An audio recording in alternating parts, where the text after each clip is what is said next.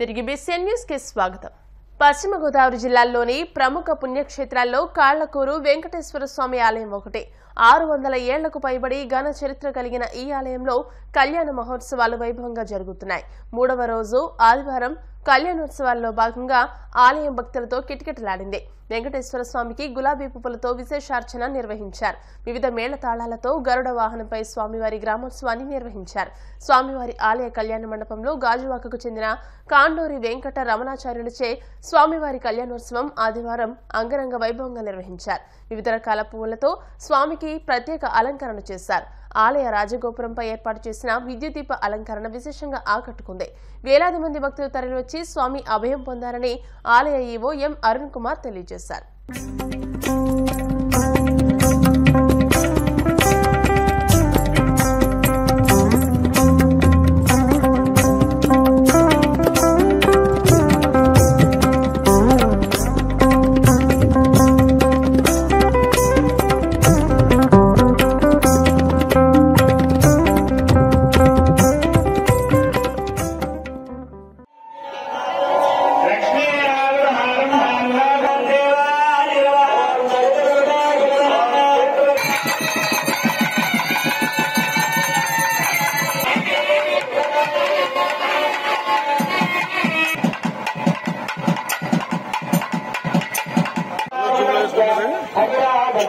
న్యూస్లో కాక మాకు వచ్చిన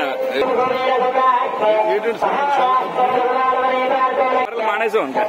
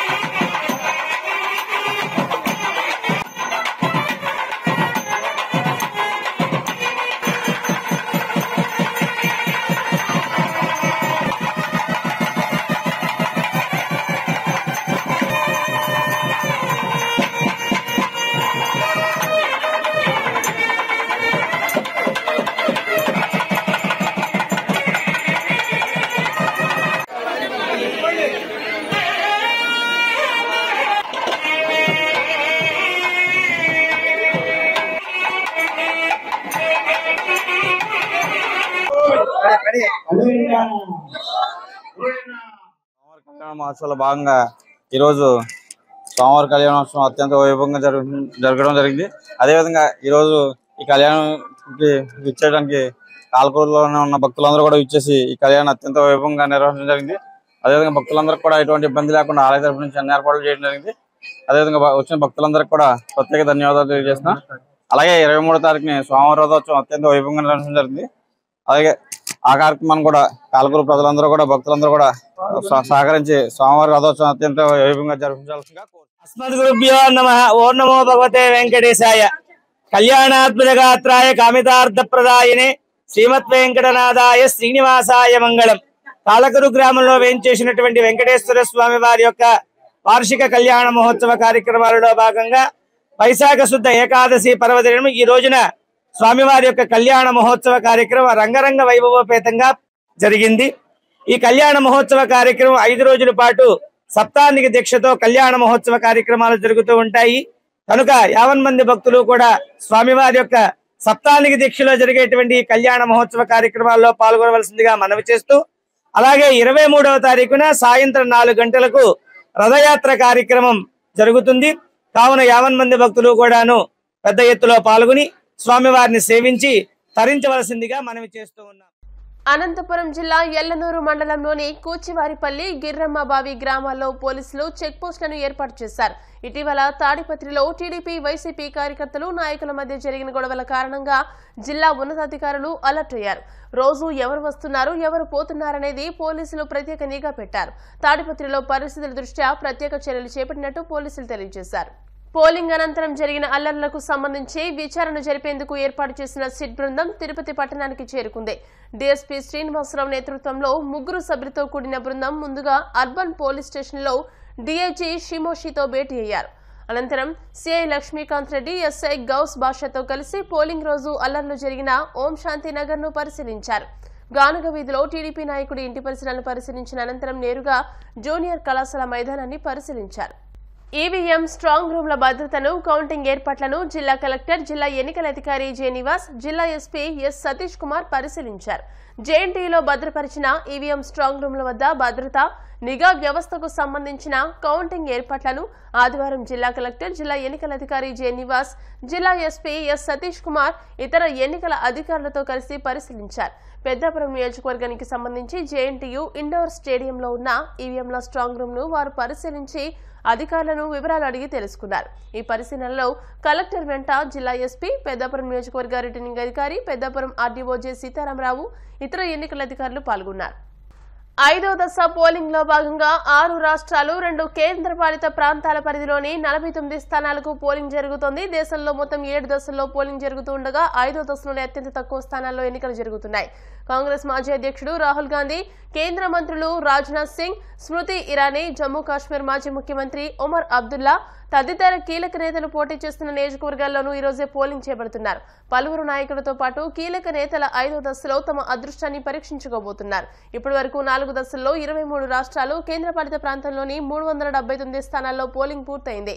రాయబరేలీలో బీజేపీ అభ్యర్థి దినేష్ ప్రతాప్ సింగ్ ఓటు వేశారు. జమ్మూ కాశ్మీర్లోని నౌగాం బూతుల్లో ఓటర్లు బారులు తీరారు. జేకేఎన్సీ ఉపాధ్యక్షుడు వహర్ అబ్దుల్లా ఇక్కడి నుండి పోటీ చేస్తున్నారు. బాలీవుడ్ హీరో ఫర్హాన్ అఖ్తర్, దర్శకుడు జోయా అఖ్తర్, ముంబైలో ప్రముఖ బాలీవుడ్ హీరో అక్షయ్ కుమార్ ఓటు హక్కును వినియోగించుకున్నారు. వార్తలు ముగించే ముందు ముఖ్యాంశాలు మరోసారి. కాకినాడలో అంతర్జాతీయ జీవ వైవిధ్య దినోత్సవం. పోటీల కోసం వివిధ పాఠశాలల నుంచి భారీగా తరలివచ్చిన విద్యార్థులు.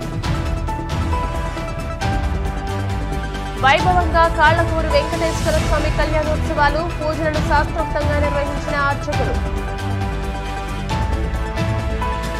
అనంతపురం జిల్లా ఎల్లనూరు మండలంలో చెక్ పోస్టులు, అనుమానితుల రాకపోకలపై ప్రత్యేక నిఘా. 6 రాష్ట్రాలు, 2 కేంద్రపాలిత ప్రాంతాల్లో 5వ దశ పోలింగ్, తమ అదృష్టాన్ని పరిశీలించుకోనున్న ప్రముఖులు. ఈ వార్తలు ఇంతటితో సమాప్తం. మరిన్ని వార్తా విశేషాలతో నెక్స్ట్ బులెటిన్లో మళ్ళీ కలుసుకుందాం. అంతవరకు సెలవు, నమస్కారం. చూస్తూనే ఉండండి BCN న్యూస్.